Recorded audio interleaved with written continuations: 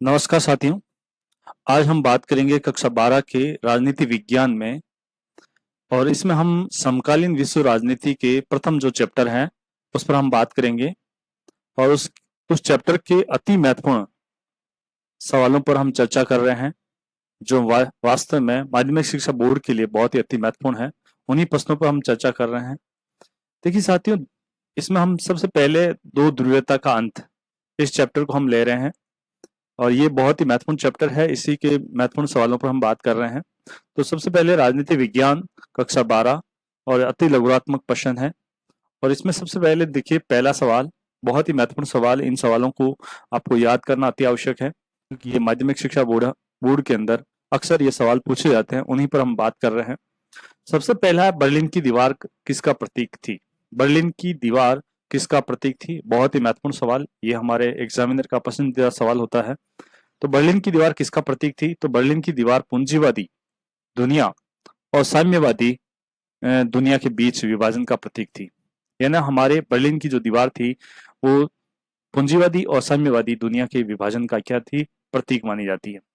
दूसरा अगला सवाल है, हमारी समाजवादी सोवियत गणराज्य कब अस्तित्व में आया? समाजवादी सोवियत गणराज्य कब अस्तित्व में आया? तो समाजवादी सोवियत गणराज्य 1917 की समाजवादी क्रांति के बाद अस्तित्व में आया। समाजवादी सोवियत गणराज्य कब अस्तित्व में आया? 1917 की समाजवादी क्रांति में अस्तित्व में आया।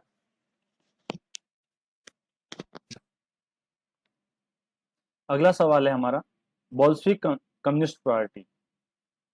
हमारा बहुत ही महत्वपूर्ण सवाल अगला, बोल्शेविक कम्युनिस्ट पार्टी के संस्थापक कौन थे? तो यहाँ पर बोल्शेविक कम्युनिस्ट पार्टी के जो पार्टी थी, कम्युनिस्ट पार्टी, उसके संस्थापक हैं व्लादिमीर लेनिन। ये बहुत ही महत्वपूर्ण सवाल। उसके अलावा हमारा अगला सवाल बहुत ही महत्वपूर्ण, 1917 की रूसी क्रांति के नायक कौन थे? 1917 की रूसी क्रांति के नायक कौन थे? Vladimir Lenin. व्लादिमीर लेनिन था। अगला महत्वपूर्ण सवाल साथियों, विश्व में सर्वप्रथम कब कब और कहां साम्यवादी पार्टी की सरकार लोकतांत्रिक चुनावों के आधार पर बनी थी? है ना, बहुत ही महत्वपूर्ण सवाल। विश्व में सर्वप्रथम कब और कहां साम्यवादी पार्टी की सरकार लोकतांत्रिक चुनाव के आधार पर बनी थी? तो अक्टूबर 1917 में सोवियत संघ के अंदर। कब बनी थी? अक्टूबर 1917 के अंदर सोवियत संघ के अंदर।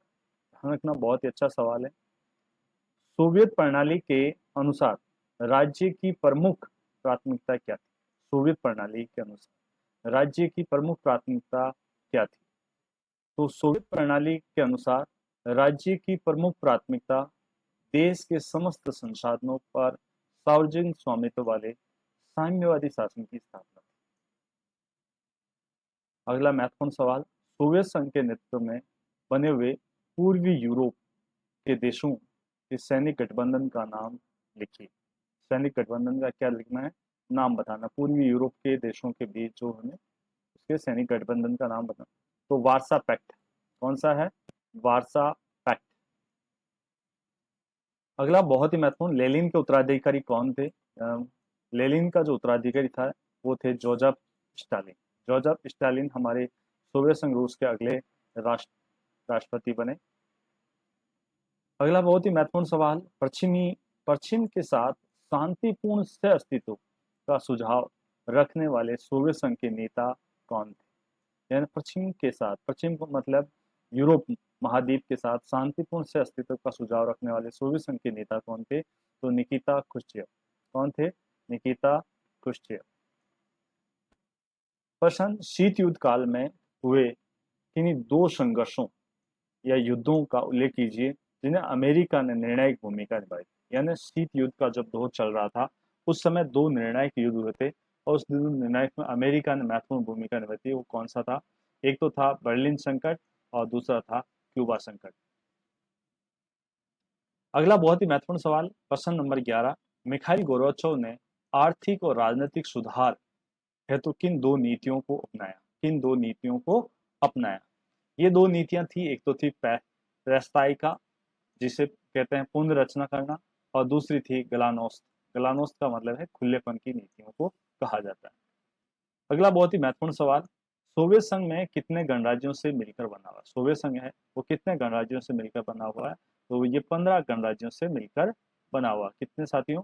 15 गणराज्यों से मिलकर हमारा सोवियत संघ बनाया गया। अगला बहुत ही महत्वपूर्ण सवाल, सोवियत संघ का अंत या विघटन कब हुआ था? ये सोवियत संघ का जो विघटन है वो 25 दिसंबर 1991 को हुआ था। कब हुआ था? 25 दिसंबर 1991 को हुआ था। अगला महत्वपूर्ण सवाल, सोवियत संघ के विघटन के समय राष्ट्रपति कौन था? सोवियत संघ के विघटन के समय राष्ट्रपति कौन था और सोवियत संघ का अंतिम राष्ट्रपति कौन था? बहुत ही महत्वपूर्ण। तो सोवियत संघ का विघटन के समय मिखाइल गोर्बाचेव थे। और यदि दूसरा सवाल यदि ये पूछ लिया जाए कि सोवियत संघ का अंतिम राष्ट्रपति कौन था, तो भी ये होता है मिखाइल गोर्बाचेव अंतिम राष्ट्रपति थे। यानी सोवियत संघ के विघटन के समय भी मिखाइल गोर्बाचेव थे और अंतिम राष्ट्रपति भी कौन थे? मिखाइल गोर्बाचेव थे। मिखाइल गोर्बाचेव सोवियत संघ के राष्ट्रपति किस वर्ष बने थे? बहुत ही महत्वपूर्ण सवाल, 1985 के अंदर, क्योंकि 1980 के अंदर वो हमारी कम्युनिस्ट पार्टी के महासचिव बनते हैं और 1985 में वो सोवियत संघ के राष्ट्रपति बनते हैं। अगला महत्वपूर्ण सवाल, समाजवादी सोवियत गणराज्य कब अस्तित्व में आया? समाजवादी सोवियत गणराज्य कब अस्तित्व में आया?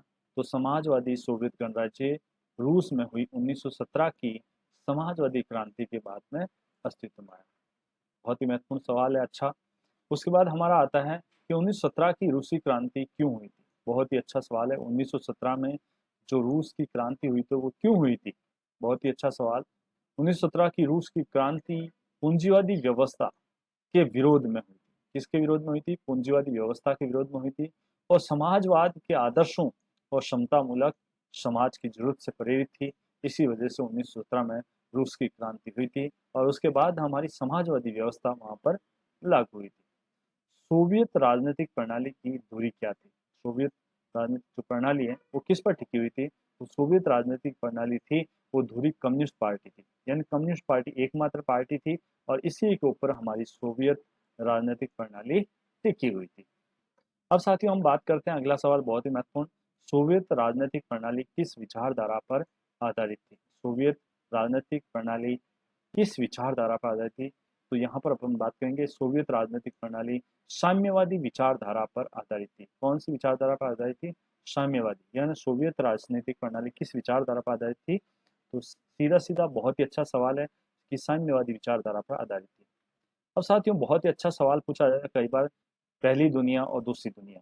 तो यहाँ पर हमारा पहला सवाल है कि दूसरी दुनिया किसे कहा जाता है? दूसरी दुनिया के देश या दूसरी दुनिया किसे कहा जाता है? तो ध्यान रखना, पूर्वी यूरोप के जो देश समाजवादी खेमे में शामिल हुए थे उनको हम दूसरी दुनिया कहा जाता है। यानी पूर्वी यूरोप के जो देश थे जो समाजवादी खेमे में शामिल हो गए थे उसे हम दूसरी दुनिया कहा जाता है। बहुत ही अच्छा सवाल। अगला बहुत ही महत्वपूर्ण सवाल साथियों, सोवियत संघ के किन क्षेत्रों की जनता उपेक्षित और दमित महसूस करती थी? यानी सोवियत संघ की किन क्षेत्रों की जो जनता थी वो अपने आप को उपेक्षित और दमित महसूस करती थी? बहुत ही अच्छा सवाल। तो रूस गणराज्य के अतिरिक्त जितने भी सोवियत संघ के अन्य क्षेत्रों की जनता थी वो प्राय आपस में उपेक्षित और दमित महसूस करती, यानी एक ओनली फॉर रूस की जनता के बजाय जितने भी हमारे 15 गणराज्यों की जनता थी वो हमारे अपने आप को उपेक्षित और दमित महसूस करती थी। अगला महत्वपूर्ण सवाल, गोर्बाचोव ने सोवियत संघ में सुधार हेतु क्या प्रयत्न किया था? बहुत ही अच्छा सवाल, कई बार हमारे एग्जाम में पूछा जा चुका है कि गोर्बाचोव ने सोवियत संघ में सुधार के हेतु क्या प्रयत्न किए। तो गोर्बाचोव ने देश के अंदर आर्थिक और राजनीतिक सुधारों और लोकतंत्रीकरण की नीति चलाई थी। बहुत ही अच्छा सवाल कि आर्थिक आर्थिक और राजनीतिक और सुधारों और लोकतंत्रीकरण की नीति चलाई थी। किसने? गोर्बाचोव। अगला बहुत ही महत्वपूर्ण सवाल, गोर्बाचोव के सुधारों का विरोध किन नेताओं ने किया था? ये बहुत अच्छा सवाल। तो गोर्बाचोव के सुधारों का विरोध किन नेताओं ने किया था? ये कम्युनिस्ट पार्टी के नेताओं ने ही गोर्बाचोव के सुधारों की नीतियों का विरोध किया था।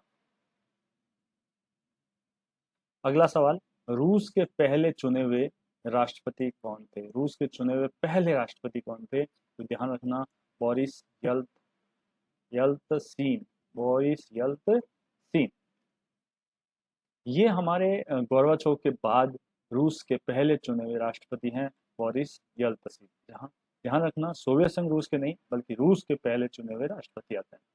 अब साथियों बहुत ही अच्छा हमारे एग्जामिनर का फेवरेट सवाल कि शॉक थेरेपी की सर्वोपरि मान्यता क्या थी। शॉक थेरेपी सर्वोपरि मान्यता थी कि मिल्कियत का सबसे प्रभावी रूप निजी स्वामित्व होगा। मिल्कियत का सबसे प्रभावी रूप क्या होगा? निजी स्वामित्व होगा। बहुत ही अच्छा सवाल अगला कि सोवियत संघ के पतन का प्रमुख कारण क्या था? सोवियत संघ के पतन का प्रमुख कारण क्या था? तो सोवियत संघ की राजनीतिक और आर्थिक संस्थाओं की अंदरूनी कमजोरी सोवियत संघ के पतन का प्रमुख कारण रही थी। बहुत ही अच्छा सवाल पूछा जाता है कई बार एग्जाम के अंदर कि सोवियत संघ के कमजोरी सोवियत संघ के पतन का प्रमुख कारण रहा। उनकी राजनीतिक और आर्थिक संस्थाओं की अंदरूनी कमजोरी के कारण ये पूछा। अब साथियों बहुत ही अच्छा सवाल है कि बाल्टिक गणराज्य, ये बहुत एग्जाम में पूछा गया। बहुत बाल्टिक गणराज्य कौन कौन से राष्ट्र आते हैं? ये बहुत ही अच्छा सवाल। बाल्टिक गणराज्य के अंदर साथियों ध्यान रखना एस्टोनिया, लताविया और लुथानिया, ये तीन जो है राज्य हैं, ये हमारे बाल्टिक गणराज्य के अंदर आते हैं। और अक्सर ये एग्जाम के अंदर ये सवाल पूछा गया, कई बार ऐसा माध्यमिक शिक्षा बोर्ड के अंदर पूछा जा चुका है कि बाल्टिक गणराज्य कौन से हैं या बाल्टिक गणराज्य कितने हैं या कि उनके नाम बताइए। तो एस्टोनिया, लताविया और लुथानिया लिथानिया आता है। अब बात करते हैं साथियों सोवियत संघ के विघटन का अंतिम और सर्वाधिक तत्कालीन कारण क्या रहा, यानी ऐसा क्या परिस्थितियां पैदा हुई जिसके अचानक हमारे सोवियत संघ का विघटन हुआ, या सर्वाधिक तत्कालीन कारण क्या रहा? तो ध्यान रखना सोवियत संघ के विघटन का अंतिम और सर्वाधिक का तत्कालीन कारण था बाल्टिक गणराज्यों, यूक्रेन, जॉर्जिया और रूस जैसे विभिन्न गणराज्यों में राष्ट्रीयता और संप्रभुता का उभार, यानी राष्ट्रीयता और संप्रभुता का उभार तेज हो गया था और इसी वजह से वो सोवियत संघ रूस से अलग होना चाहते थे। अब साथियों सोवियत संघ के विघटन के कोई दो परिणाम लिखिए। सोवियत संघ के विघटन के कोई क्या है? दो परिणाम लिखिए।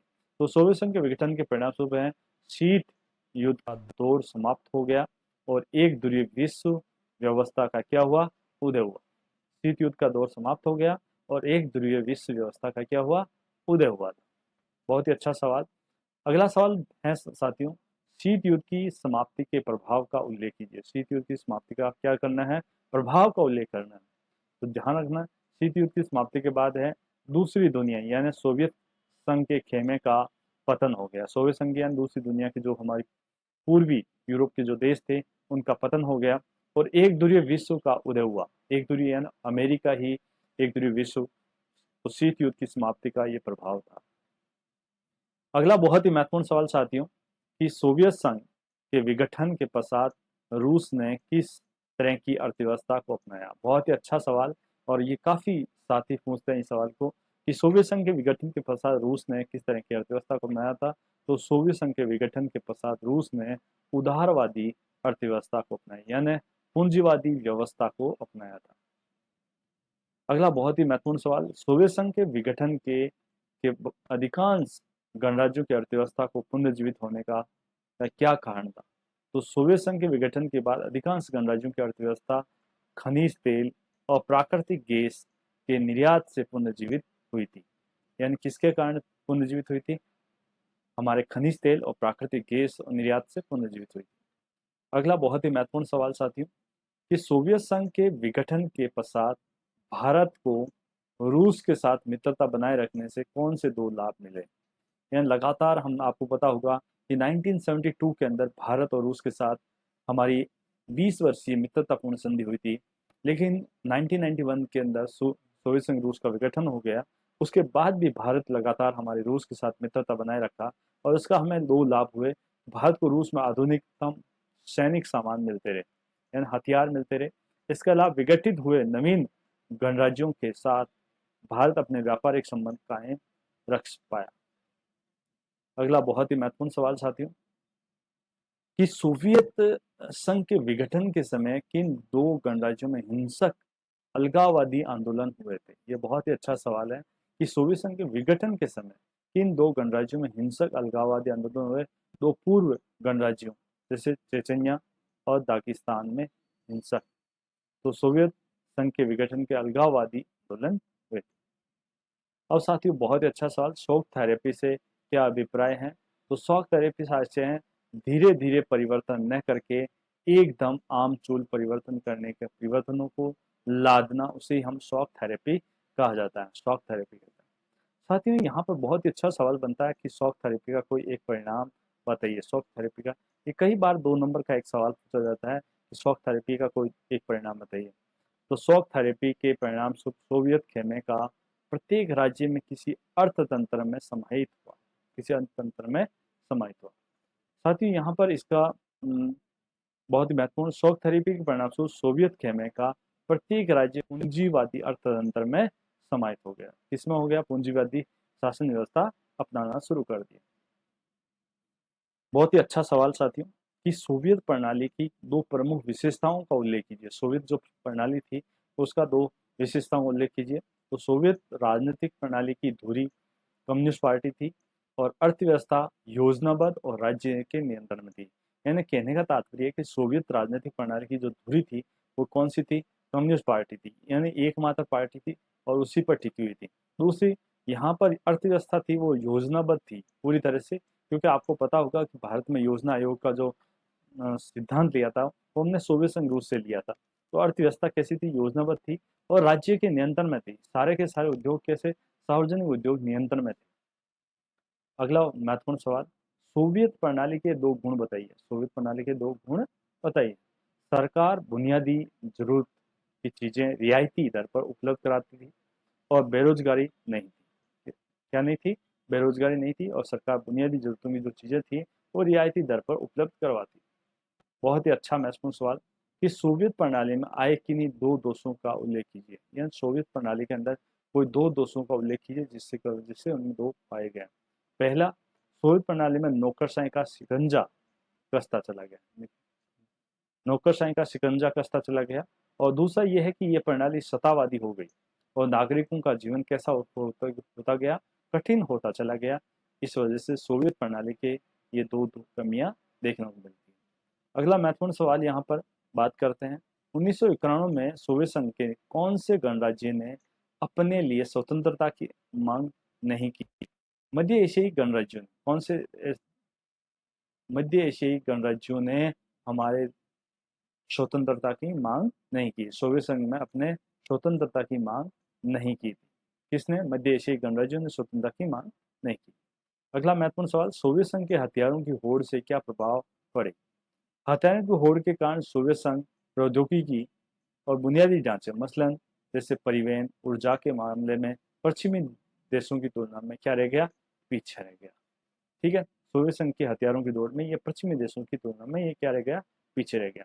अगला बहुत ही महत्वपूर्ण सवाल, सोवियत संघ के सबसे पहले और कब और किस गणराज्य की स्वतंत्रता की घोषणा की? बहुत ही अच्छा सवाल। सोवियत संघ के सबसे पहले और कब और किसने स्वतंत्रता घोषणा की? तो मार्च 1990 में लिथुआनिया लिथुआनिया मार्च 1990 में लिथुआनिया ने सबसे पहले सोवियत संघ से स्वतंत्रता की क्या की थी? घोषणा की थी, मार्च 1990 में। अब बात करते हैं साथियों, देखिए अगला सवाल बहुत ही महत्वपूर्ण, पूर्व सोवियत संघ के स्वतंत्र हुए राष्ट्रों ने किस संगठन का निर्माण किया था? तो ध्यान रखना, पूर्व सोवियत संघ से स्वतंत्र हुए स्वतंत्र राष्ट्र राज्यों के राष्ट्रकुल संगठन का निर्माण हुआ। स्वतंत्र स्वतंत्र राज्यों के राष्ट्रकुल का संगठन के नाम निर्माण किया गया। सोवियत संघ के इतिहास की सबसे बड़ी गैराज सेल कौन सी थी? सोवियत संघ के इतिहास में सबसे बड़ी गैराज सेल कौन सी थी, या सोवियत संघ के गैराज सेल किसे कहा जाता है? यहाँ पर हम बात करेंगे पूर्व सोवियत संघ के सार्वजनिक क्षेत्र के उद्योगों को अनाप शनाप कीमतों पर निजी कंपनियों को बेचा गया था और उसको इतिहास की सबसे बड़ी क्या होती है? सबसे बड़ी गैराज सेल के नाम से जाना जाता है। यानी सार्वजनिक क्षेत्र के उद्योगों को अनाप शनाप कीमतों पर निजी कंपनियों को बेचने और उसके इतिहास की सबसे बड़ी गैराज सेल के नाम से जाना जाता है। मध्य एशियाई गणराज्यों में किस संसाधन का विशाल भंडार है? मध्य एशियाई गणराज्यों के अंदर हाइड्रोकार्बनिक यानी पेट्रोलियम संसाधनों का क्या विशाल भंडार पाए जाते हैं।